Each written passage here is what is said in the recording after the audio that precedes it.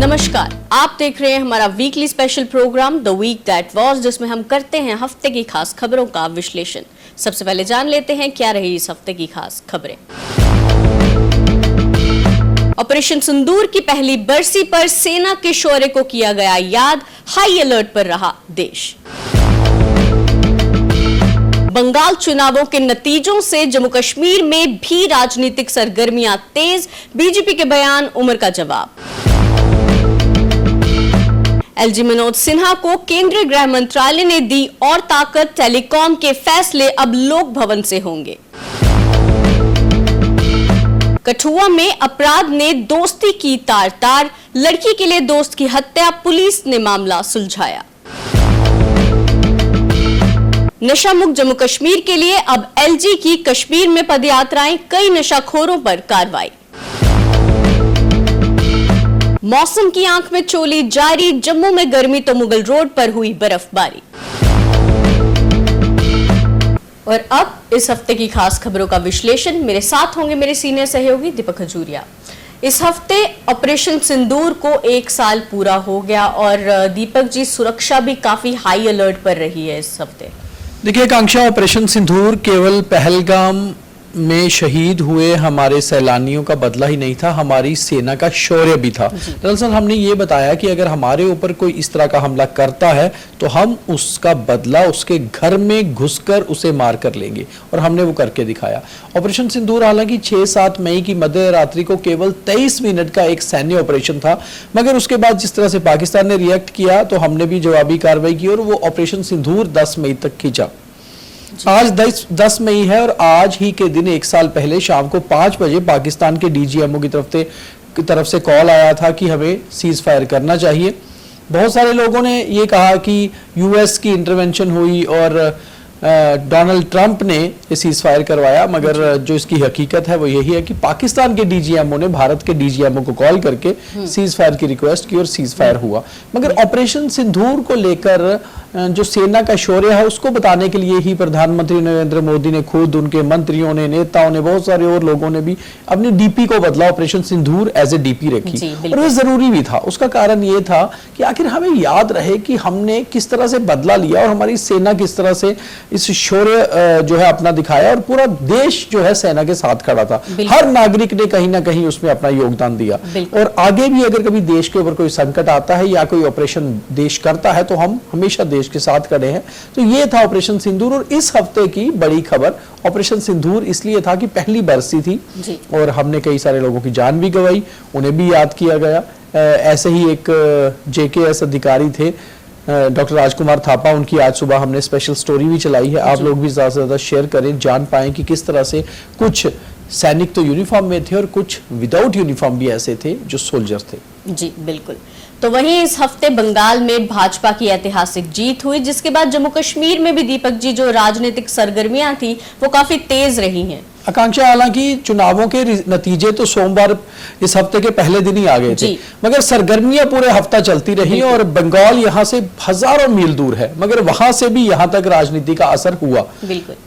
नतीजे तो 5 स्टेट्स के आए, जिसमें असम, बंगाल, केरला, पुडुचेरी और तमिलनाडु थे, मगर ज्यादा असर बंगाल का इसलिए हुआ क्योंकि बंगाल में भारतीय जनता पार्टी लगातार से अपना परचम लहराने की कोशिश कर रही थी। तृणमूल उन्हें रोक रही थी, मगर इस बार तृणमूल को चारों खाने चित करके भाजपा ने वहां अपनी सरकार बनाई और 1 हफ्ते के अंदर नतीजे भी आए, वहां पर सरकार भी बनी, पोस्ट पोल वायलेंस भी हुई। उसके बाद अब ये कहा जा रहा है कि पंजाब और जम्मू कश्मीर पर भाजपा की नजर है और इसलिए राजनीति जम्मू कश्मीर में गर्म हुई, क्योंकि जैसे नतीजे आए तो यहाँ पर बहुत सारे बीजेपी नेताओं ने बयान दिए कि अब जम्मू कश्मीर की बारी है।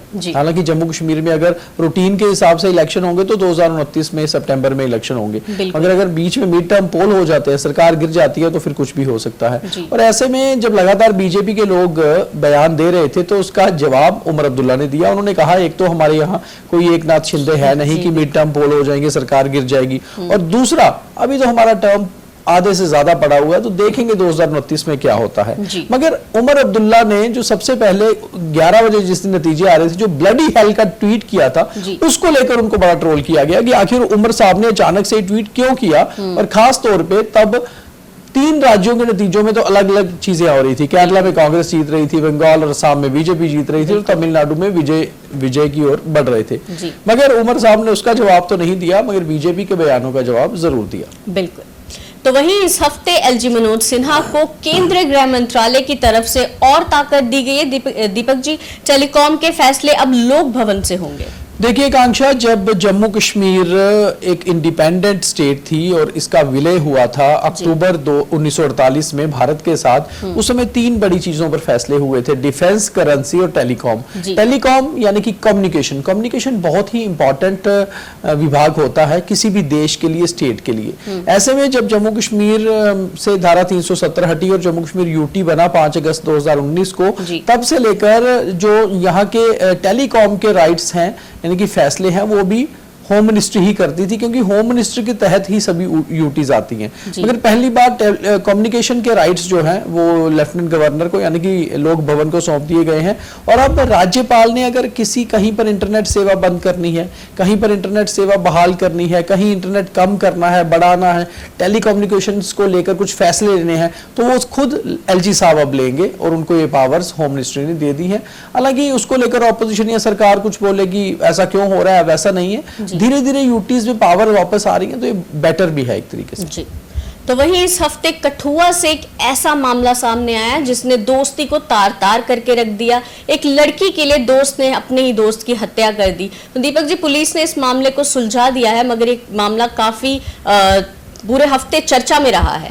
आकांक्षा, प्यार और अपराध के ऐसे मामले हालांकि बहुत बार सामने आते हैं, मगर सही बात कही कि जम्मू के कठुआ जिले से ये जो एक खबर आई, ये दरअसल अच्छी नहीं थी।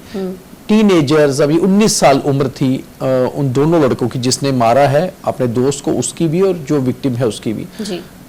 क्रिकेट बैट लेकर वो अपने दोस्त के घर घुसता है। पारस वर्मा इसका नाम था, जो दोस्त है उसका नाम नकुल सिंह है। उसके घर घुसता है, उस पे हमला करता है, उसका भाई बीच बचाव करता है, उस पे हमला करता है और उनका आईफोन लेकर निकल जाता है। पुलिस के लिए एक ब्लाइंड मर्डर केस था, उन्हें लगा शायद 2 भाई लड़े, शुरू में ऐसी खबर भी आई और आपस में एक दूसरे पर हमला किया, मगर बाद में पता चला कि कोई तीसरा भी वहां आया था और जो तीसरा था वो उनका ही खास दोस्त था। कारण लड़की थी। आप लड़की के लिए ऐसा कुछ कर रहे हैं, यानी कि लव ट्रायंगल का मामला भी इसको तब कहेंगे अगर बहुत मैच्योर थे, मगर ये एक प्यार के कारण अपराध के ऐसे मामले हमेशा से झंझोर के रख देते हैं समाज को, और ऐसा होना नहीं चाहिए। बहुत पेशेंस होनी चाहिए किस चीज़ों में, मगर एक उम्र का भी वो होता है और शायद अब ये मामला आगे चलेगा। मगर सही बात है, इस हफ्ते का बहुत ही अजीब सा ये आपराधिक मामला सामने आया। जी बिल्कुल। तो वहीं इस हफ्ते जम्मू कश्मीर नशा मुक्त जम्मू कश्मीर अभियान के तहत एलजी की कश्मीर में पदयात्राएं हैं और दीपक जी, कई नशाखोरों पर कार्रवाई भी की गई है। देखिए, साइमल्टेनियसली बहुत सी चीजें चल रही हैं आकांक्षा। अब जब से 11 अप्रैल 2026 से शुरू किया गया था नशा मुक्त जम्मू कश्मीर अभियान, आज करीबन 10 मई हो चुकी है और 1 महीना हो चुका है, कल 1 महीना हो जाएगा। 1 महीने में भी ये 100 दिन का चैलेंज है और पहले 30 दिन भी बहुत स्ट्रांग रहे हैं। एक तो लेफ्टिनेंट गवर्नर साहब ने जम्मू के 10 में से 8 जिलों में पदयात्राएं की हैं। कश्मीर में भी अब 3 पदयात्राएं इस हफ्ते हो चुकी है। श्रीनगर के बाद बडगाम और बडगाम के बाद शनिवार को अनंतनाग, 3 पदयात्राएं इस हफ्ते में। और साथ साथ जहां जहां पदयात्राएं और ये एक्शन भी और तेज हो रहा है। आप देख रहे हैं पुलिस किस तरह से एक्शन ले रही है। केवल जम्मू पुलिस नहीं, कश्मीर पुलिस भी, कई सारे नशा तस्करों को पकड़ा जा रहा है। जो पुराने पकड़े हुए हैं उनके किले ध्वस्त किए जा रहे हैं, वहीं पर पीला पंजाबी चलाया जा रहा है, प्रॉपर्टियां भी ध्वस्त की जा रही हैं। तो हर तरह से साइमल्टेनियसली बहुत सी चीजें हो रही हैं और मुझे लगता है कि इसी तरह से अगर चलता रहा तो वाकई ये 100 दिन जो है ये हिस्ट्री साबित होंगे जम्मू कश्मीर से नशा मुक्ति करने के लिए और जड़ों को जो है जड़ से काटने के लिए नशे। जी बिल्कुल दीपक जी। तो अब बात करें जम्मू कश्मीर के मौसम की, तो मौसम ने इस हफ्ते आंख मिचौली तो जरूर खेली है और जम्मू में जहां गर्मी है तो वहीं मुगल रोड पर बर्फबारी भी हो चुकी है दीपक जी। बिल्कुल आकांक्षा, इस हफ्ते भी हालांकि मई है और मई में लू पड़ना शुरू हो जाती है, मगर इस हफ्ते जम्मू में दिन में गर्मी तो हुई है, सुबह शाम का मौसम कुछ बेटर रहा है, लू के थपेड़े नहीं सहने पड़े। और इस वीक की शुरुआत में सोम मंगलवार को रात को मुगल रोड पर बर्फबारी भी हुई है और ऐसे में जम्मू से करीबन 200 किलोमीटर दूर बर्फ भी पड़ रही है और यहाँ गर्मी भी हो रही है। तो आंख मिचौली मौसम की जारी है। आने वाले समय में अभी 1 हफ्ते में शायद इस बार अभी टेम्परेचर कुछ बढ़ सकता है, मगर वेस्टर्न डिस्टर्बेंसेस अभी भी जम्मू कश्मीर को और इन नॉर्दर्न स्टेट्स को हिट कर सकती हैं, इसलिए बीच में बारिश के भी आसार बन सकते हैं। जी।